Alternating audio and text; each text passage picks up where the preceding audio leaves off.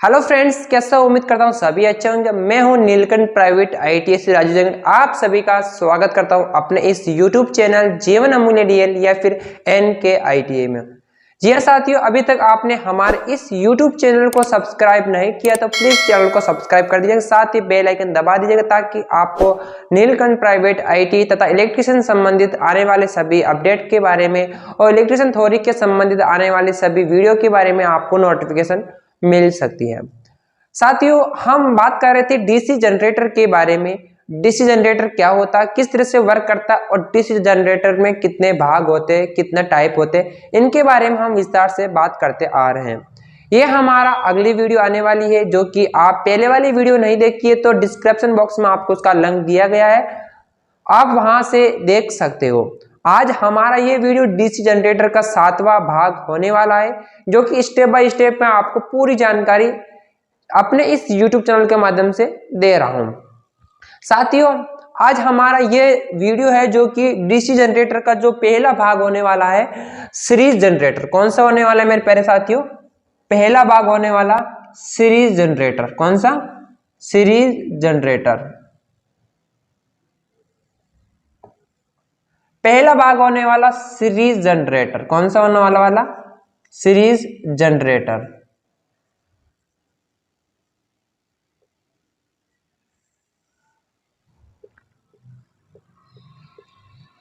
Series जनितर। कौन सा कहेंगे? Series generator. यानी सीरीज जनरेटर के बारे में हम बात करने वाले हैं। हर एक जनरेटर का एक एक भाग होता है, एक एक उपयोग होता है, उनका उपयोग भी बहुत ही इंपॉर्टेंट होता है और किसके मान को कम करने से किसका मान बढ़ता है और किसके मान पर किसका मान निर्भर रहता है, ये भी जानकारी आपको पता होना बहुत ही जरूरी है। तो आज हम सीरीज जनरेटर के अनुसार आपको पता है, एक होता है हमारे पास आर्मेचर। क्या होता है मेरे प्यारे साथियों? आर्मेचर। आर्मेचर होता है जो जिसे हम ईजी के मान से दर्शाते हैं, यानी ये क्या हमारे पास आर्मेचर। क्या है? आर्मेचर। ठीक है। आर्मेचर के साथ में होता है एक हमारे फील्ड वाइंडिंग। क्या होती है? Field winding. फील्ड वाइंडिंग हम यहां पर संयोजित कर देते हैं। ठीक है। और फील्ड वाइंडिंग के साथ साथ में एक लोड, जो लोड होता है जिस, ठीक है, ये होता है हमारे पास लोड। ये हमारे पास कुछ ऐसे बनाते हैं हम। इसका कनेक्शन हम कैसे करते हैं? कनेक्शन करना भी बहुत ही आसान होता है, क्योंकि हम जानने वाले हैं सीरीज जनरेटर के अंदर। ठीक है। ये हमारे पास आर्मेचर है। आर्मेचर के ऊपर कार्बन ब्रश लगाए हुए हैं। क्यों लगाते हैं, कैसे लगाते हैं, किस पदार्थ के बने होते हैं, हमने पहले वाली वीडियो में बात कर रखे हैं। सीरीज जनरेटर के अंदर जो भी हमारा आर्मेचर, फील्ड वाइंडिंग तथा लोड, तीनों को क्या करते हैं? एक श्रेणी क्रम के अंदर संयोजित करते हैं। किसमें करते हैं मेरे प्यारे साथियों? श्रेणी क्रम में संयोजित करते हैं। तो ये हमारा जो भी जनरेटर होता है, ये इस तरह से सीरीज जनरेटर कहलाता है, जिसमें आर्मेचर, फील्ड वाइंडिंग तथा लोड तीनों को ही एक ही क्रम यानी श्रेणी क्रम में संयोजित किया जाता है। उसे हम सीरीज जनरेटर या सीरीज जनितर कहते हैं। अब बात करते हैं हम, ये क्या हमारा आर्मेचर, ये क्या हमारे पास फील्ड वाइंडिंग। क्या है? Field winding. ठीक है। और ये हमारे पास क्या? लोड है। फील्ड वाइंडिंग है। अभी हम बात कर रहे हैं सीरीज जनरेटर की, तो हम इस फील्ड वाइंडिंग को कह सकते हैं सीरीज वाइंडिंग। कौन सी वाइंडिंग बोलेंगे इसको? Series winding. ठीक है। ये हमारे पास कुछ इस तरह से डायग्राम बनता है सीरीज जनरेटर का। अब बात करते हैं सीरीज जनरेटर क्या होता है, किस तरह से वर्क करता है, और उसको समझने के लिए हम किन बातों का ध्यान रखते हैं। सबसे पहले हम बात कर लेते हैं इसके अंदर। सर्वप्रथम हम क्या करते हैं कि इस जनितर के अंदर, इस जनितर में आर्मेचर, फील्ड वाइंडिंग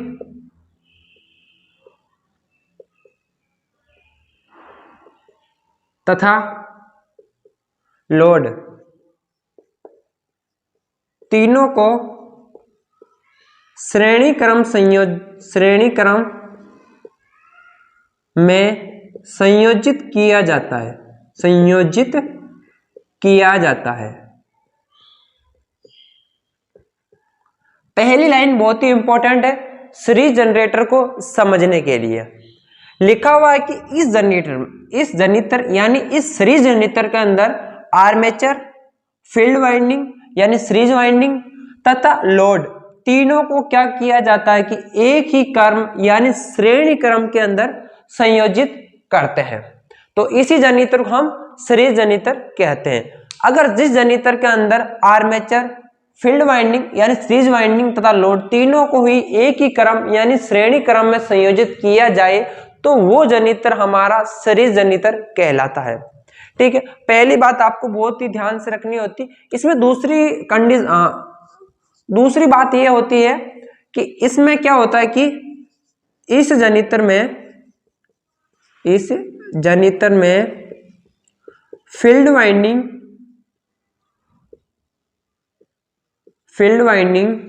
में टर्न्स या फिर फेरों की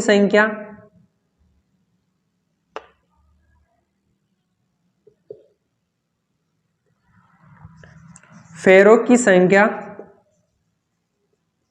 कम तथा तार का व्यास अधिक रखा जाता है।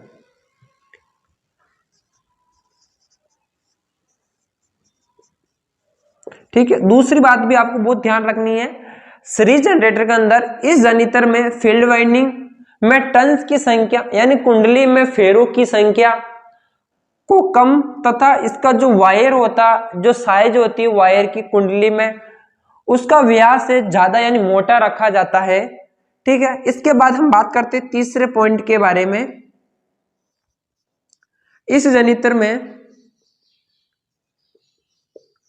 प्रतिरोध का मान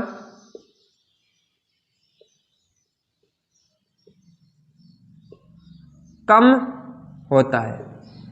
प्रतिरोध का मान क्या होता है मेरे साथियों? कम होता है। और चौथे पॉइंट की बात करें हम, इस जनरेटर में धारा का मान सभी का मतलब यहां पर आर्मेचर और फील्ड वाइंडिंग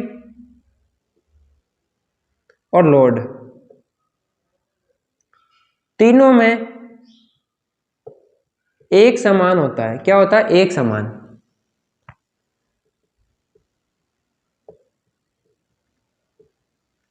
ठीक है, ये चार बातें हैं। पहली बात है, सीरीज जनरेटर में आर्मेचर, फील्ड वाइंडिंग तथा लोड तीनों को श्रेणी क्रम में संयोजित करते हैं। दूसरा होता है कि इसके अंदर जो हमारा फील्ड वाइंडिंग यानी सीरीज वाइंडिंग होती है उसमें टर्न्स की संख्या कम तथा व्यास यानी वायर का जो साइज होता है वो मोटा रखा जाता है। और तीसरा होता है कि इस जनरेटर में प्रतिरोध यानी आर का मान क्या होता है? बहुत ही कम होता है। और चौथा हो गया कि इसके अंदर इस जनरेटर में धारा यानी एक समान होती है।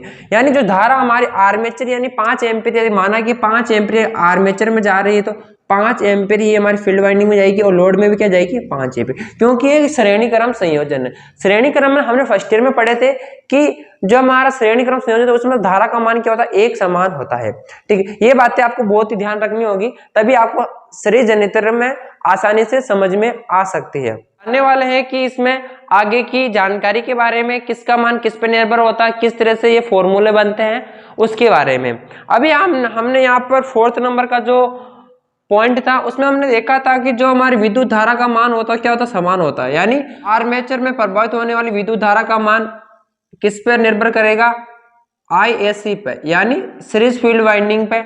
और सीरीज फील्ड वाइंडिंग का जो भी धारा होगी वो हमारे लोड की धारा के बराबर होगी। क्या होगी? बराबर होगी, क्योंकि ये क्या एक श्रेणी क्रम है। क्यों है? क्योंकि ये श्रेणी क्रम है। ठीक है, ये आपको बात ध्यान रखनी होगी। यानी आर्मेचर की धारा सीरीज फील्ड वाइंडिंग की धारा के बराबर होगी और सीरीज फील्ड वाइंडिंग की धारा लोड की धारा के बराबर होगी। तीनों का मान एक समान होगा। ठीक, माना कि यहाँ पर क्या 10 एम्पीयर धारा प्रवाहित हो रही है तो उसी अनुसार सीरीज फील्ड वाइंडिंग में भी क्या होगी? 10 एम्पीयर धारा प्रवाहित होगी और लोड पर क्या होगी? वो भी 10 एम्पीयर धारा प्रवाहित। यानी तीनों के अंदर धारा का मान क्या होगा? एक समान होने वाला। उसके बाद हम बात करते हैं ईजी का मान के बारे में। ईजी Eg का मान किस तरह पर निर्भर करता है? Eg यानी जो हमारा आर्मेचर द्वारा उत्पन्न किया गया करंट यानी विद्युत वाहक बल होता है, वोल्टेज होता है, वो हम कैसे निकाल सकते हैं? हमने देखा था कि जो आर्मेचर वाइंडिंग पर जो वाइंडिंग की जाती है, वाइंडिंग में वोल्टेज ड्रॉप के मान तथा सीरीज फील्ड वाइंडिंग का वोल्टेज ड्रॉप तथा Vt यानी लोड के टर्मिनल को अगर तीनों हम जोड़ देते हैं तो कुल हमारा आर्मेचर द्वारा उत्पन्न किया गया विद्युत वाहक बल यानी करंट हमारे को पता चल जाती है। अब बात करते हैं यहाँ पर Ia इंटू आर है, यानी आर्मेचर पर voltage drop plus series field winding और इस पर वोल्टेज ड्रॉप का मान into Vt, sorry plus Vt का मान यदि हम जोड़ते, तीनों को अगर हम जोड़ते हैं तो क्या करते हैं, Eg का टोटल मान पता चल जाता है। ठीक है, उसी के बाद अगर हमारे को Vt यानी टर्मिनल वोल्टेज अगर हमारे को पता करना हो लोड का, तो हम क्या करेंगे, इन दोनों को Eg के मान में से घटा देते, Eg के मान में से क्या करते हैं, घटा देते। तो Ia into R A plus IAC into RAC, इन दोनों को मान को क्या करते हैं, Eg के मान में से अगर हम घटा देते हैं तो Vt प्राप्त हो जाएगा। क्योंकि जो हमारा आर्मेचर द्वारा उत्पन्न किया गया करंट यानी विद्युत वाहक बल होता है, अगर आर्मेचर पर वोल्टेज ड्रॉप तथा सीरीज फील्ड वाइंडिंग पर वोल्टेज ड्रॉप को अगर हम कुल आर्मेचर द्वारा उत्पन्न किया गया Eg के मान में से घटा देते हैं तो Vt यानी लोड के टर्मिनल पर उत्पन्न होने वाला या प्रभावित होने वाला या पहुंचने वाला Vt का मान हमारे को पता चल जाता है। इसी के अनुसार हमने ये तीन फॉर्मूले देखे थे, बहुत ही इंपॉर्टेंट है, इसको आपको याद रखना और समझना बहुत ही जरूरी होता है। ठीक है, IA बराबर IAC बराबर IL, उस Eg का मान armature voltage drop plus series field winding voltage drop Vt, तीनों को जोड़ने पर Eg का मान प्राप्त होता है। उसी तरह से अगर Vt निकालना हो तो Eg में से दोनों वोल्टेज ड्रॉप के मान को हम घटा देते हैं तो Eg में से तो Vt का मान हमारे को प्राप्त हो जाता है। ये तीनों ही फॉर्मूले आपको समझना बहुत ही जरूरी है, तभी आप सीरीज जनरेटर को अच्छे से समझ सकते हो। ठीक है मेरे प्यारे साथी, अब हम यहाँ पर जानने वाले हैं जो हमारा लोड होता है, हम क्या करते हैं, सीरीज जनरेटर को बिना लोड पर नहीं चला सकते। क्या करते हैं, सीरीज जनरेटर को बिना लोड पर नहीं चला सकते, क्योंकि इसका लोड लगाना बहुत ही जरूरी होता है। अब बात करते हैं यहाँ पर अगले पॉइंट के बारे में, इस जनित्र यानी कौन से जनित्र, सीरीज जनित्र, सीरीज जनित्र को बिना लोड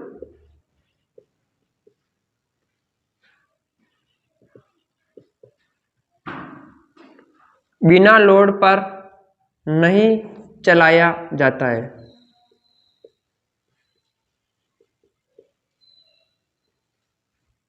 ठीक है, उसी तरह से अगर हम जानते हैं अगर बिना लोड पर चलाया जाए तो इसमें क्या होगा कि हमारा वोल्टेज नहीं बनेगा, क्योंकि जब तक ये सर्किट पूरी तरह से कंप्लीट नहीं होगा तो हमारा आर्मेचर से विद्युत वाहक बल उत्पन्न नहीं होगा। उसी तरह से अगर हम बात करते हैं कि इस जनित्र में सर्वप्रथम या स्टार्टिंग समय में या प्रारंभिक समय में वोल्टेज का मान लगभग 2 वोल्टेज के बराबर होता है। क्यों होता है, हमने पहले वाली वीडियो में बात की थी, अवशिष्ट चुंबकत्व के कारण।